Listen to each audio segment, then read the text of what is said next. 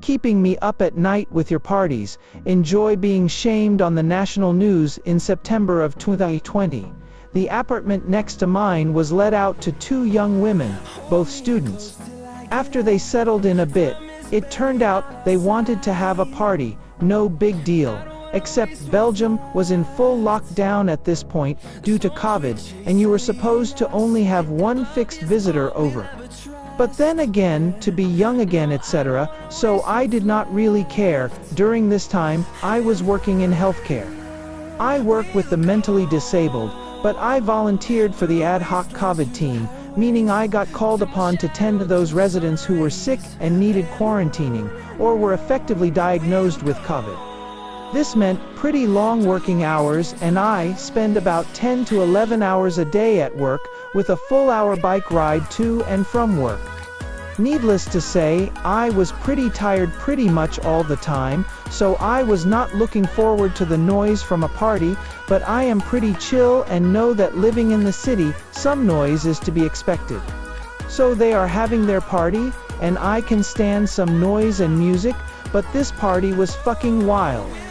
People shouting full on, in the hallway, wrecking things, etc., etc. At about 4 in the morning, I introduced myself to the neighbors and asked them when they could expect their company 20 people to leave, and if they could refrain from having a party the next day, as I have to work and get up at 6 every day.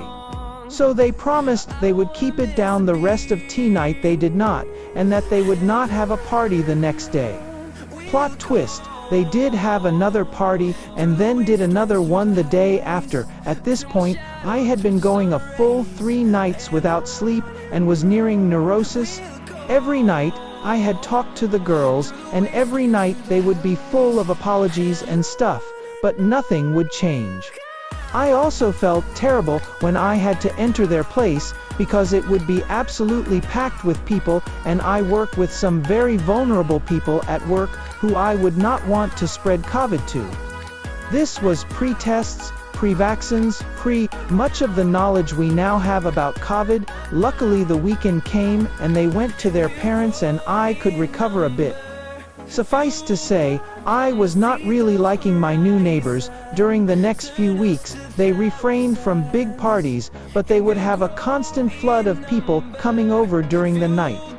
And by constant, I mean constant, like their bell would ring 70 times a night, and people would always be coming or going. And those people would be drunk and loud. Our communal hallway is pretty much an echo chamber because it is all stone, and any noise will travel throughout the building.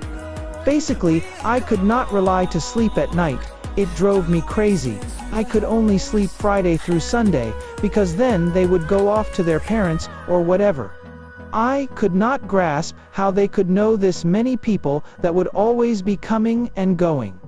During one night, while knocking on their door to complain about the noise, I encountered my upstairs neighbor, who is also on Reddit, and decided that we would have to join forces to get this to stop.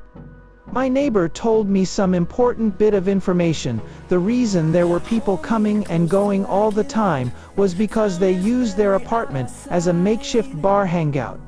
During this time, bars were closed due to COVID, and all those students were using the big apartment to hang out.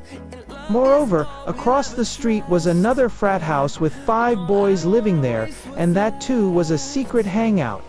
So people would hang out at those 2 places, and cross the street, if they wanted a different atmosphere, or wanted to see their other friends, etc., etc. And the boys from across the street would also come over 15 times a night. Most visitors seemed to be law students or affiliated with them. Basically, our communal hallway was just a part of their cafe space now, so we tried talking to the girls.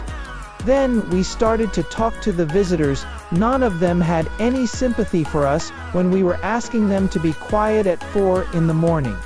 Most of them just laughed at us, as we were the pesky neighbors, no doubt. Even more of them were just so wasted that they did not know what they were doing. So we started calling the police dozens of times. Most of the times, they were not let in, and police told us they could not do anything. We kept calling, as we wanted a record of our calls in the system. Belgium was still in full lockdown at this point, and what they were doing was full-on illegal. Even so, police told us their hands were tied if they would not open the door. When the police could not help, I turned to the next best thing. I am a social worker, and so I have no problems looking up information and calling around to look for help. This is what I did. Most places, student unions, police, town hall were understanding, but could not really do much. So, I acted on the suggestion of the upstairs neighbor and contacted one of the girls' dean. I shot him a nice email about sorry to have bothered him and taking up his time. But I had this big group of students from his faculty ganging up every night, and maybe he wanted to know about it, since they were breaking every possible COVID rule that existed at that time. Especially since me and my neighbor were about to go to the papers with this story, as secret lockdown parties were becoming a thing in the papers at this point. This D.